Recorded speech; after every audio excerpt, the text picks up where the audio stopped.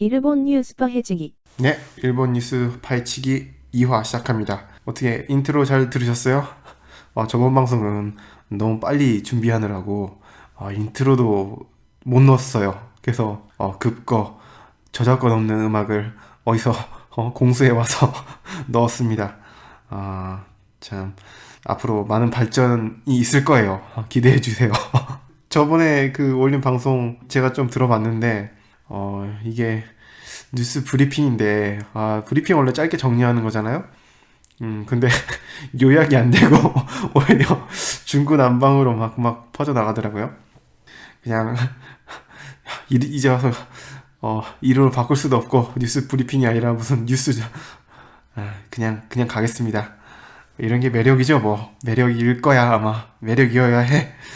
우리 매력남 파이팅. 네, 오늘 날짜가 3월 24일 목요일인데요. 목요일이 굉장히 제가 보기에는 일본에서 가장 중요한 날이 아닌가. 특히 그 언론이나 그 미디어들이 가장 그 주목을 하고 있는 요일이죠. 왜냐면은 오늘 주간 문춘이랑 주간 신조, 일본의 1, 2위를 다투는 1위는 문춘이고 2위는 신조입니다만은 이 잡지의 발매일이 목요일이에요.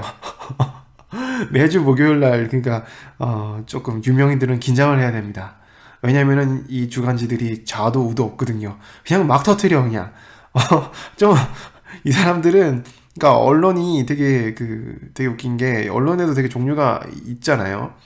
그러니까 신문사나 방송국 뭐 이런 좀 메이저 방송국은, 메이저 그 언론사든 그 뭐라고 해야 되지, 주변 이해관계가 굉장히 많이 얽혀 있어요. 그래서 사실 그 뭐 특종이 있어도, 좀 정보가 있어도 이걸 안 터트리는 경우도 많고 좀 덮는 경우가 많거든요. 근데 주간지는 절대 그렇지 않아요. 주간지는 어차피 판매 부수만 높이면 되기 때문에 이게 막갑니다, 막가. 아주 무섭습니다. 지금 아베 내각의 가장 큰 적은 주간 문춘이죠. 주간 문춘이고 프라이데이고. 얘가 너무 흥분하고 있어요. 이게 자민당의 가장 큰 적이 민주당이 아니에요. 그런 그 지지율 뭐 10% 조금 넘는 그런 군소 야당이 아닙니다. 주간 문춘이 제일 무서워요. 벌써 주간 문춘이 한번 딱 터트려가지고. 너무 길어져서 생략할게요. 요약하면 아베 측근인 아마리 전 장관이 주간지 보도 때문에 사임을 했다는 내용이에요. 아마리 대신이 사임을 했어요. 사임을 했다니까. 야, 이거 대단하지 않습니까? 아무튼 오늘도 큰 거를 하나 터트려줬네요. 주간 신조에서 나왔습니다. 그동안 주간 문춘이 너무 활약을 많이 했거든요. 연초부터 일본 탤런트 백키, 그다음에 아베 신조 내각의 TPP 협상을 담당했던 그 경제상이었죠. 아마리 대신에 뇌물수수 혐의도 주간 문춘에서 특종을 터트렸고요. 그다음에 숀케이라고 하는 그 조금 이따 다뤄드리겠지만은 그 숀케이의 학력 허위 사칭 뭐 이 문제도 다 주간 문춘이 지금 터트렸어요. 그래서 굉장히 지금 주간 신조가 어떻게 될 거냐 되게 위기감을 많이 느꼈거든요. 주간지를 좋아하는 사람들 사이에서는. 저번 시간에도 말씀드렸지만은 일본의 주간지가 일본 언론을 솔직히 이끌어간다고 볼 수 있어요. 제가 보기에는. 굉장히 큰 건을 다 주간지에서 터뜨리더라고요. 이해가 안 가는데, 우리나라의 실정을 보면은. 신문사에서는 요즘에 그렇게 큰 건을 못 터뜨리는 것 같아요. 신문사에서는. 탐사보도 이런 거를 잘 못하는 것 같아요, 요즘에. 예, 아무튼 그 주간 신조에서 갖고 온 특종은 그 오체 불만족의 저자죠. 오토다케 히로타다 씨의 불륜 소식입니다, 여러분. 저는 깜짝 놀랐습니다. 이 사람이 사지가 없잖아요. 팔다리가 없는 그런 장애를 안고 태어났는데, 그 장애도 지지 않고 꿋꿋이 살아서 일본의 명문대죠, 와세다 대학교에도 진학을 하고, 그 다음에 선생님으로 활약도 했었죠. 선생님으로 활약하고, 그 초등학교 선생님이죠. 초등학교 선생님으로 활약도 하고, 책도 썼죠. 오체불만족 책. 그거는 뭐 대학 재학 중일 때 썼는데, 그 다음에 뭐 소설도 썼어요. 영화도 만들어지고, 그 소설을 바탕으로 이 사람이 또 주연을 했어요.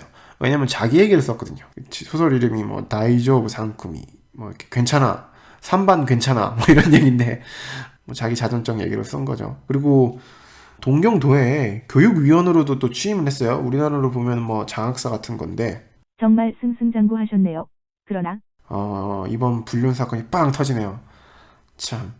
사실 이게 그 전조가 있었죠. 1년 전에 이 사람이 금발의 어떤 그 일본에선 양키라고 하는데 금발의 불량스러운 어떤 여자랑 같이 사진 찍은 게 유출이 됐어요. 같이 사진 찍은 게 유출이 돼가지고 이게 이게 그때는 그래도 그렇게 크게 큰 화제는 안 됐는데 그런 사건이 있었습니다. 근데 이번에 제대로 터졌네요.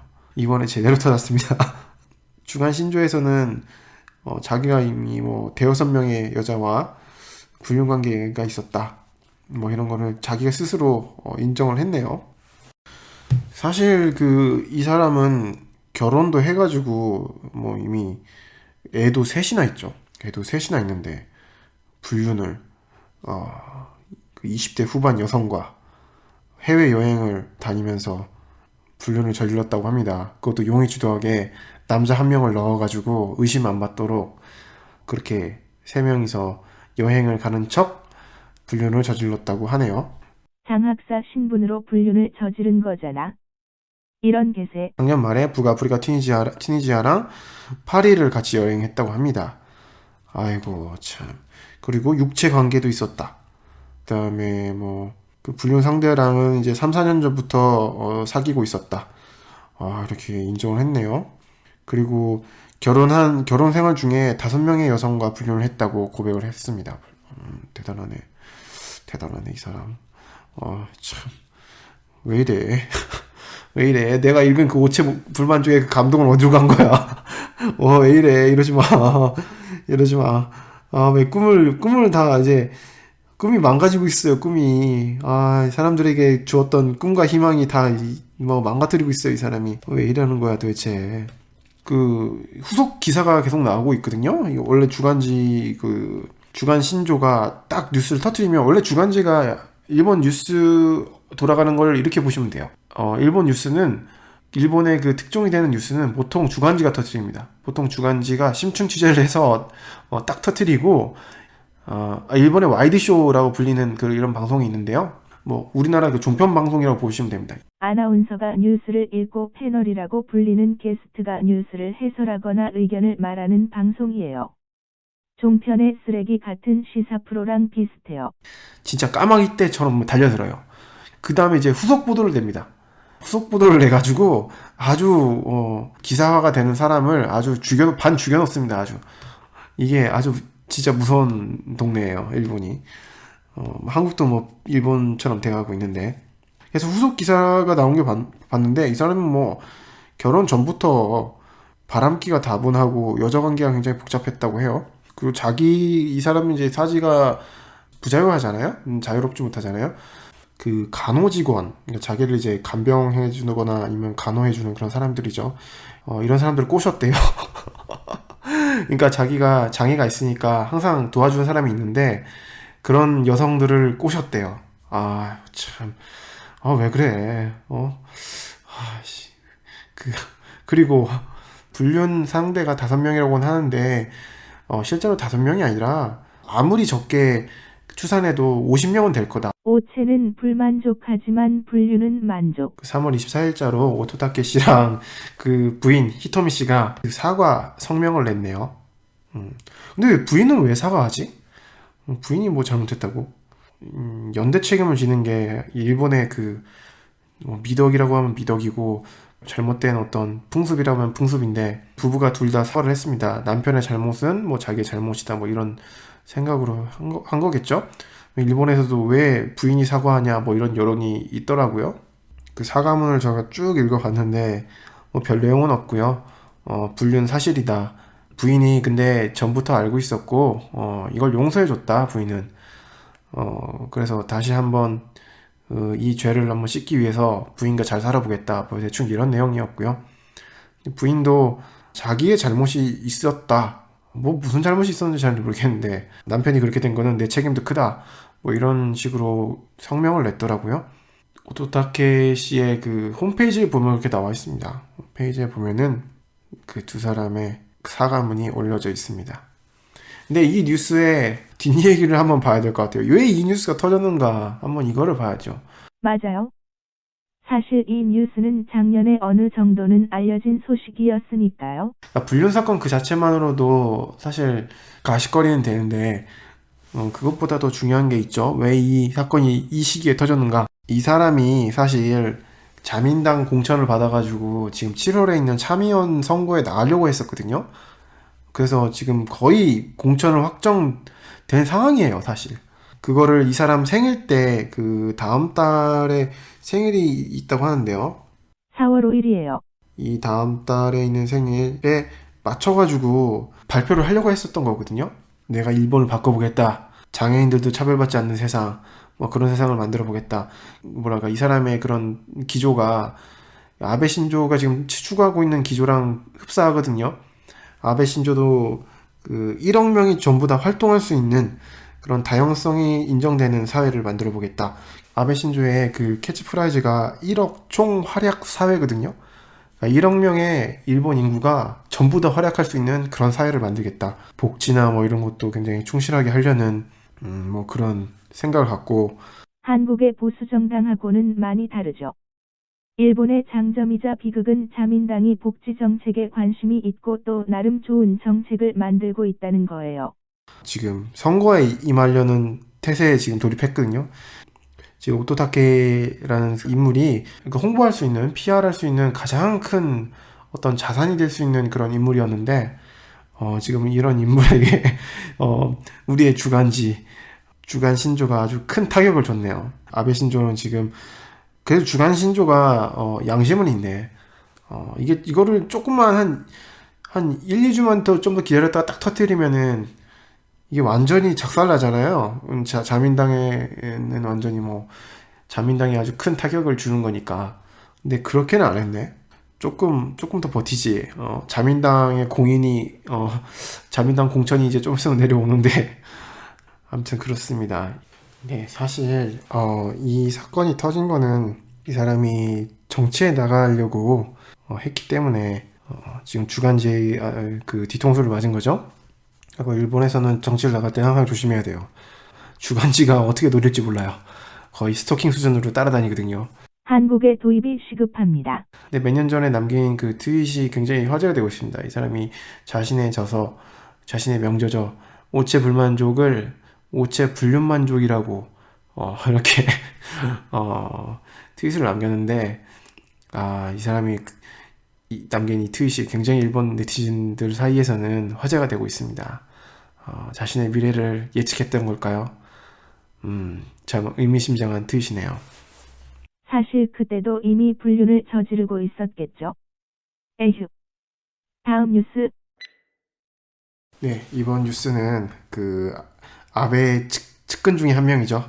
그 아마리 전 대신 주간 문춘에 의해서 아주 철저하게 학살당했던 지금은 이제 관직을 다 그만뒀는데요. 의원직은 유지하고 있는데 이 사람이 그 아베 내각에서 TPP 그 경제 협상한 사람이거든요. 우리나라도 뭐 거기에 뭐 뒤늦게 참여해가지고 불이익을 받느니 어쩐드니 하는 지금 그 TPP의 일본 대표로 TPP 협상을 주도했던 사람이에요. 이 사람이 굉장히 중요한 사람이죠. 아베 경제 정책을 담당했으니까. 이 사람 직책이 경제 재생상이었거든요.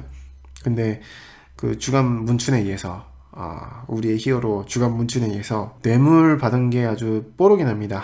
이게 이 사람이 건설회사한테 돈을 받았거든요. 역시 일본은 건설회사야. 정치 자금은 뇌물 같은 건 다 건설회사에서 나오더라. 역시 비자금은 건설회사가 제일 많아. 토건국가라 그런가? 아무튼 자기가 뭐 그 돈도 안 먹었다고 발뺌하다가 그만뒀어요. 그것도 막 기자회견에서 뭐 비서가 먹었다는 둥 뭐 이런 헛소리하고 막 이랬던 사람이거든요. 결국 사임을 하고 지금 의원직을 유지하고 있어요. 그 일본은 의원내각제잖아요. 국회 출석을 해야 돼요. 국회의원이면 뭐 당연한 거지만 출석을 해가지고 거기서 이제 질의응답이 오가거든요. 그러니까 예를 들어가지고 수상한테 궁금한 게 있다. 그러면은 그 일반 국회의원이 뭐 아무나 뭐 질문을 하면은 수상이 거기에 답변하고 뭐 이런 식으로 돌아가는 거죠. 우리나라랑 굉장히 다르죠. 우리나라는 기자회견도 안 하는데 굉장히 우리나라 대통령께서는 질의응답에 약하기 때문에 전혀 질의응답을 하지 않는데 일본에서는 말을 잘 못하면은 좀 힘들어요. 맨날 말해야 되는데 국회에 나가가지고 질의응답 같은 것도 하고 자신의 그러니까 정치의식이 조금 없고 막 이러면은 왜냐면 수첩 보고 대답할 할 수가 없거든요. 이 질문이 이게 어떤 게 들어올지 모르니까 그러니까 항상 그 청문회를 한다고 생각하시면 돼요. 간단하게 설명하면 정당의 국회의원 수에 따라 국회에서의 질의 시간이 늘어나거나 줄어들어요. 수첩만 보는 멘탈로는 버티기 힘들지 몰라요? 지금 최대 야당인 그 민주당이 좀 있으면 민진당이 되죠. 아마리 전 대신 아마리 의원 빨리 나와라. 지금 공세를 펼치고 있어요. 지금 돈 받은 거 빨리 설명하시오. 얼마 받았어? 구체적으로 빨리 얘기하란 말이야. 100만 엔을 받았다는 둥, 600만 엔을 받았다는 둥, 막 이런 소리가 있는데, 정확하게 얼마를 받았고, 그 다음에 돈을 받고 이 사람이 일본의 UR이라는 기관이 있어요. 우리나라로 치자면 뭐 주택공사 정도 되는데, 주택공사에 무슨 어떤 압력을 넣는지 그런 거 빨리 밝혀라. 지금 이 문제로 아마리 대신이 제가 보기에는 꾀병인데, 지금 수면 장애로 진단서를 받고, 그걸 핑계로 지금 국회에 안 나가고 있거든요. 나 몸이 아프니까 이제 못 나가겠어. 당분간 못 나가겠어. 나는 좀 쉴게. 해가지고 자민당에 지금 진단서를 제출했대요. 그래서 지금 1월 말에 지금 쉬기 시작했으니까 뭐 거의 2달 돼가네요. 근데 앞으로 2달 더 쉬어야겠다 해가지고 자민당에 지금 다시 요청을 했다 합니다. 이렇게 몸이 안 좋아서 어떻게 해. 이게 뭐 취업할 때도 건강진단서 다 떼고 취업을 시키는데 국회의원들은 뭐 이런 것도 안 하나? 왜 이렇게 몸이 아파? 원래 권력 있는 사람들은 교도소 갈 때쯤 되면 몸이 아파져요. 신기한 DNA를 갖고 있어요. 표면적으로는 다 이런 뉴스가 나오고 있거든요. 지금 제가 보고 있는 게 NHK 3월 16일자 뉴스인데 지금 뭐 이런 식으로 뉴스가 나오고 있는데 사실 그 주간지를 보면은 이거는 주간 현대에서 나온 기사인데요.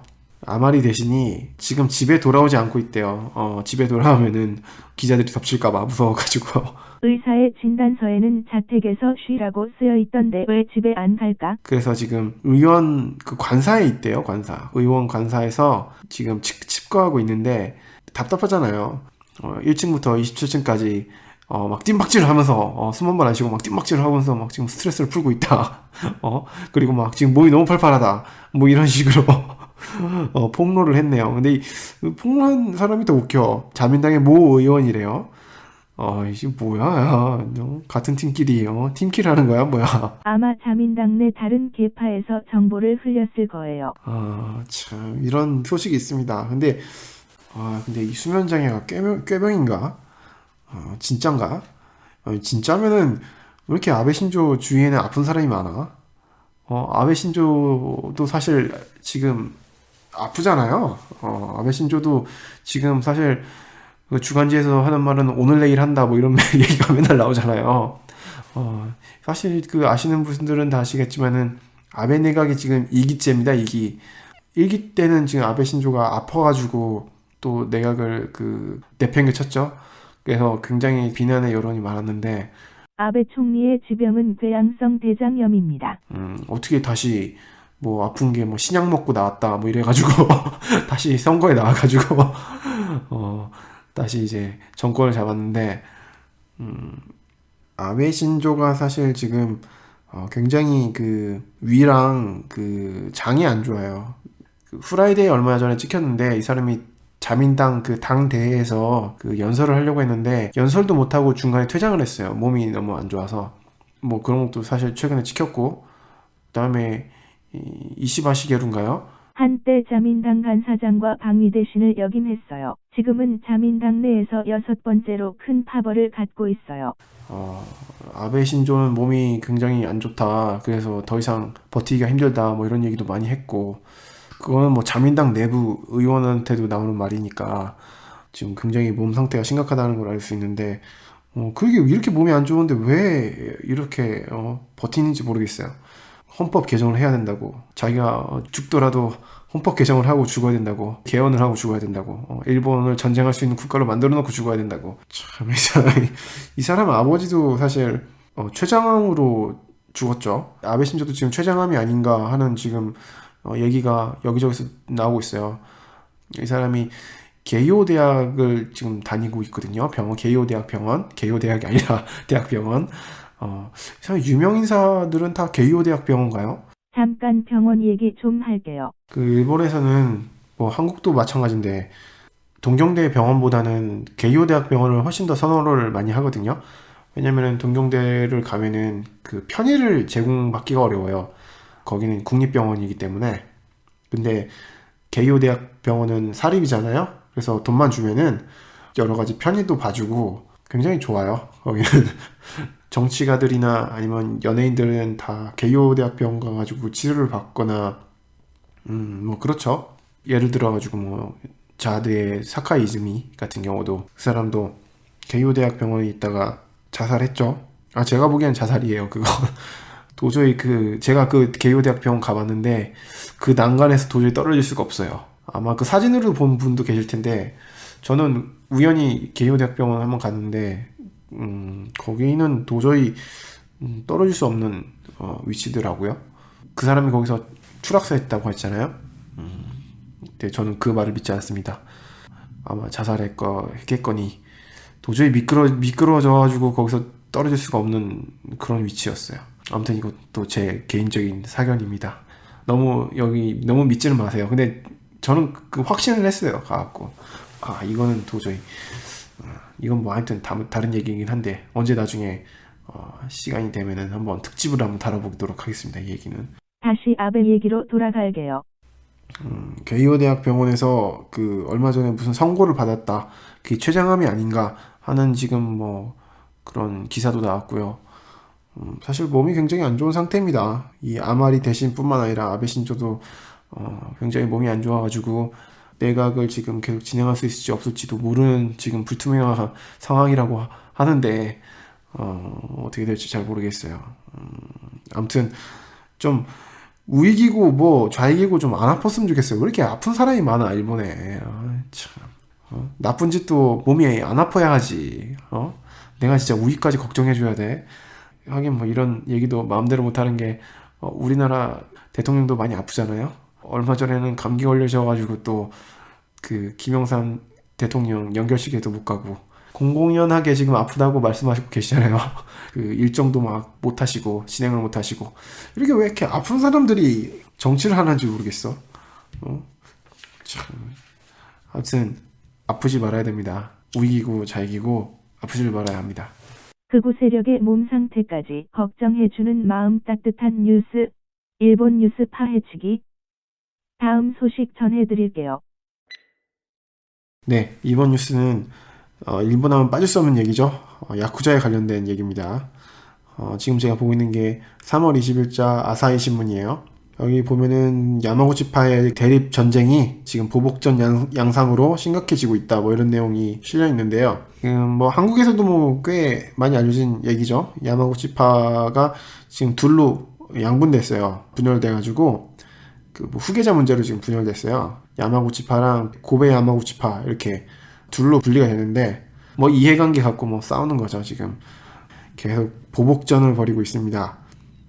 크게 지금 사건이 난 거는 19일에 난 사건이 크게 난 건데 고베시에 있는 고베 야마구치파 사무실에 덤프트럭이 돌진한 사건이 있었거든요. 이에 질세라 피해를 받은 고베 야마구치파는 20일에 그러니까 그 다음 날이죠. 오사카시에 있는 고베 야마구치파랑 대립하고 있는 야마구치파의 사무실에 또 차가 돌진을 했대요. 승용차, 이번에 승용차. 이것들이 이름 헷갈려 죽겠네.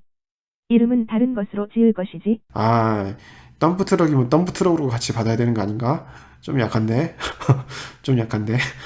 덤프트럭 할 때 구하기도 힘들어요. 덤프트럭 구하기도 힘들어. 왜 이렇게 근데 이렇게 싸우는 거야? 뭐, 꽃놀이도 못 가겠네? 꽃놀이 가다가 이제 덤프트럭 치여가지고 죽는 거 아니야?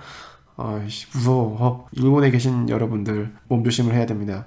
저는 야쿠자 한 3-4번 정도, 만날 기회가 있었는데, 신사적이더라고요. 그렇게 폭력적인 느낌은 안 받았어요. 물론 제가 뭐 그 사람들하고 깊이 관련돼 가지고 뭐 이런 건 아니고 그냥 표면적으로 그냥 인사만 하고 그냥 그런 건데 그렇게 무서운 사람들은 그냥 아닌 것 같았어요. 그냥 뭐 얘기를 하는 걸 좀 들어보니까 자기네들도 조직사회라 가지고 마음대로 뭐 사람 때리고 이러면 안 된다고 뭐 그러대요. 진짜인지 아닌지는 잘 모르겠는데 일하는 사람이 그렇게 얘기를 하니까 일한다고 해야 되나? 아무튼 뭐 진짜겠죠. 평상시에는 괜찮아요. 평상시에는 뭐 야쿠자도 규율이 있기 때문에 일반인들은 안 건드리거든요. 근데 이렇게 그 서로 이제 전쟁이 났을 때는 조직끼리 전쟁이 났을 때는 굉장히 조심해야 됩니다. 이게 민간인도 예전에 한번 80년대 이런 비슷한 항쟁이 있어가지고 25명 죽었네요. 25명이 죽었거든요. 그때 81년도에 이때도 후계자 문제로 싸웠네. 다큐멘터리도 만들어주고 막 이랬죠. NHK에서 막 NHK 스페셜로 막 내고 막 이랬거든요. 지금 유튜브에 가도 그 있어요. 관심 있으신 분들은 한번 찾아보세요. 굉장히 NHK에서 취재를 잘했어요. 거기서 자세한 얘기는 뭐 나중에 특집을 한번 꾸며가지고 야쿠자 특집으로 한번 마련을 해가지고 다뤄보도록 하고요. 네 맘대로 하세요. 근데 일본 야쿠자는 한국 조폭이랑 다른 거니? 일본 야쿠자는요, 어떤 연합체 같은 거예요. 연합체. 이게 굉장히 일본적이죠. 이것도 그 어떤 조직 내에서 여러 계파가 있어요. 그 안에 이게 정치랑 마찬가지인 것 같은데, 그 예를 들어가지고 새누리당 내에서도 김무성계, 유승민계, 뭐 박근혜 계, 뭐 이런 게 계파가 여러 가지 있잖아요. 그래서 그 당내 당권을 누가 잡느냐, 김무성계가 지금 완전히 무너졌죠. 그리고 유승민계도 박근혜가 완전히 뭐랄까 철저하게 뭐 공천 심사에서 완전히 학살을 했죠. 그래가지고 지금 박근혜계가 완전히 그 주도권을 잡고 있잖아요. 새누리당에서. 뭐 그런 것처럼 조직폭력배도 똑같습니다. 그 야마구치 내에서도 파가 엄청 많아요. 아사히 신문에 나온 승용차 돌진해가지고 지금 피해를 입은 그 계파도 사실 야마구치 계열의 오다파라는 파거든요. 그러니까 야마구치 구미라는 게 이런 여러 가지 파가 군소 아니면 조금 더 뭐 중형 그런 어떤 파들이 모여가지고 야마구치 구미를 이루는 건데, 그 안에서 이제 누가 두목이 될 거냐 뭐 이런 걸로 이제 뭐 싸우는 거죠. 그거는 뭐 야마구치파만 그런 게 아니고요. 스미요시회 뭐 이런 그런 데도 그렇고 뭐 다른 야쿠자들도 뭐 다 이렇더라고요.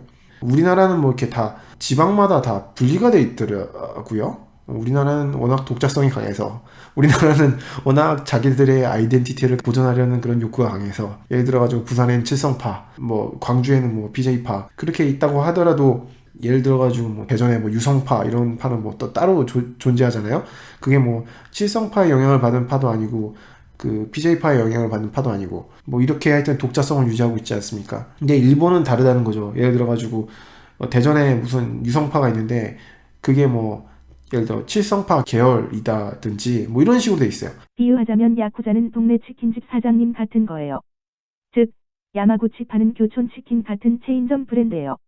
교촌치킨 본사는 동네에서 영업을 하는 게 아니라 브랜드료를 받아가잖아요.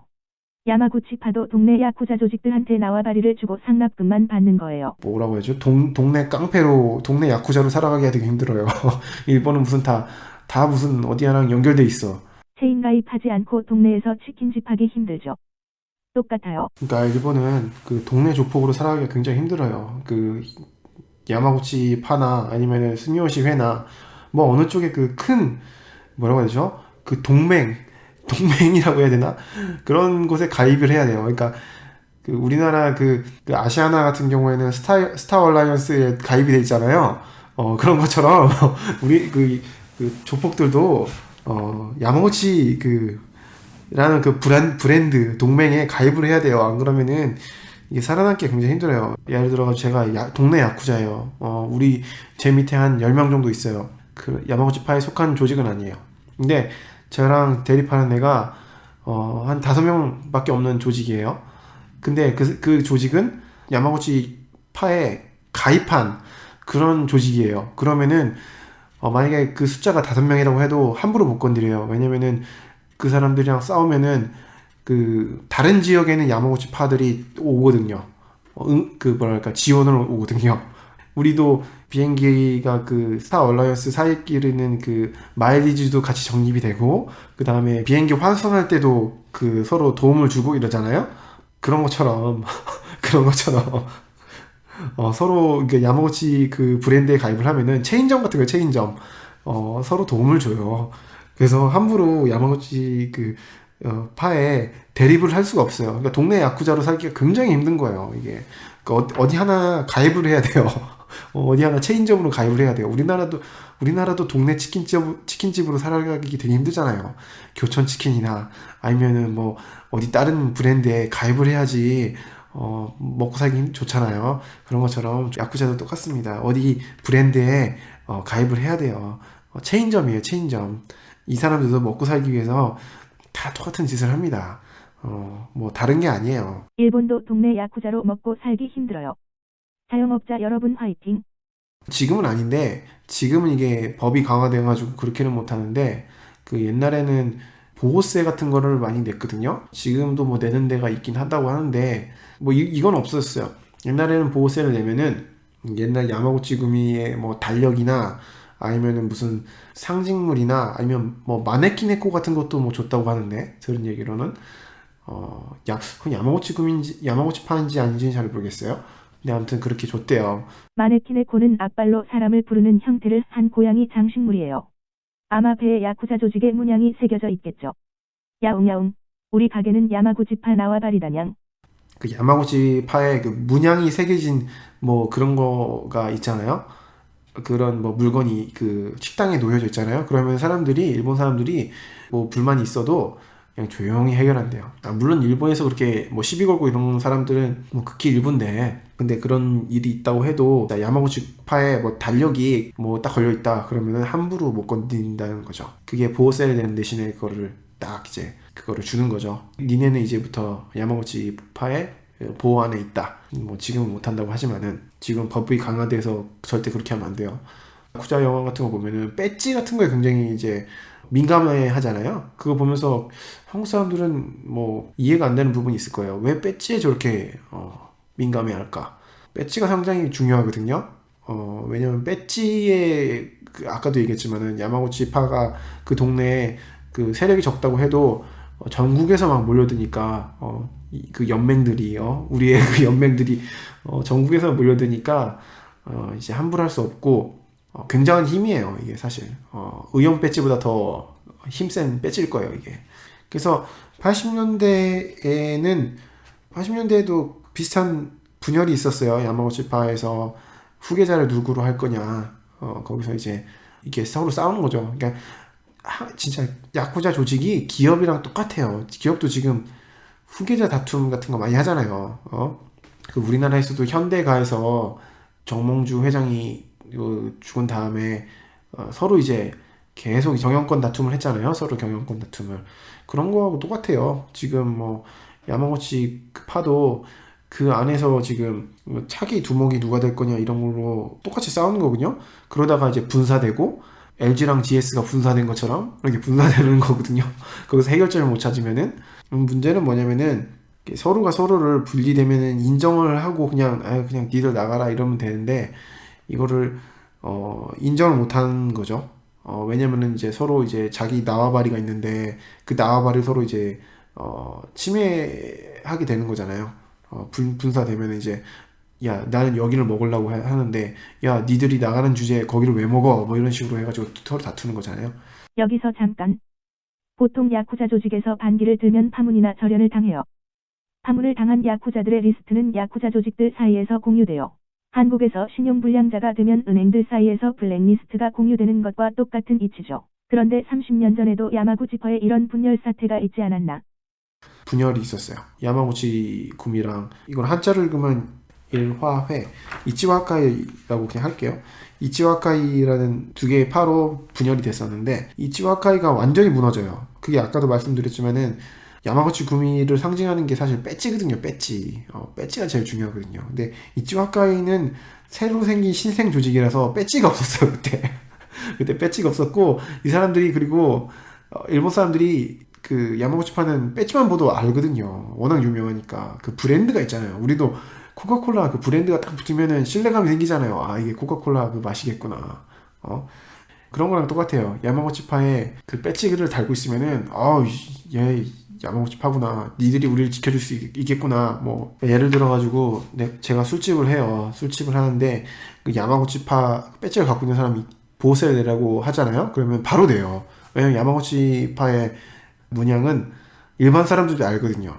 그 브랜드력이 엄청나요. 그게 코카콜라랑 맞먹을지도 몰라요. 제가 보기에는 지하경제에서는 코카콜라랑 맞먹어요. 그게 그 브랜드 가치가.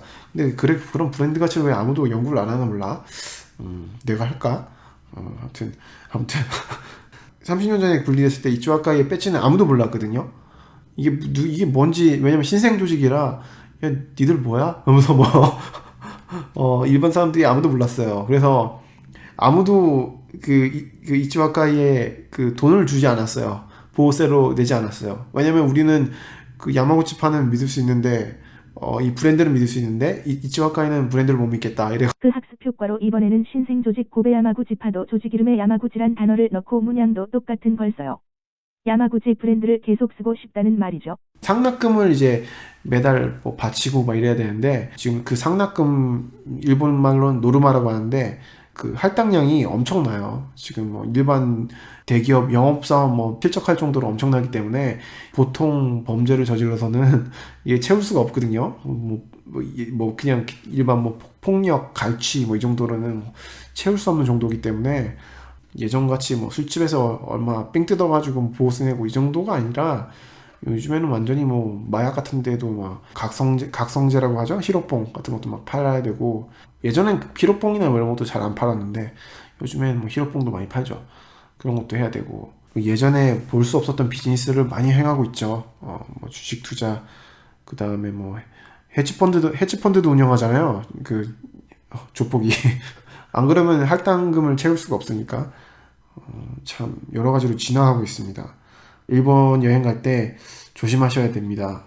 지금은 조금 약간 정세가 불안해서 모르는 길은 가지 말고 근데 이제 완전히 뭐 지금 뭐 언제 끝날지는 모르겠어요. 근데 일본 경찰들도 바보가 아니기 때문에 지금 뭐 경비를 강화한다 뭐 이러는데, 사실 일본 경찰의 전투력보다 화력보다 전 야쿠자의 화력이 훨씬 더 강대하다고 믿거든요.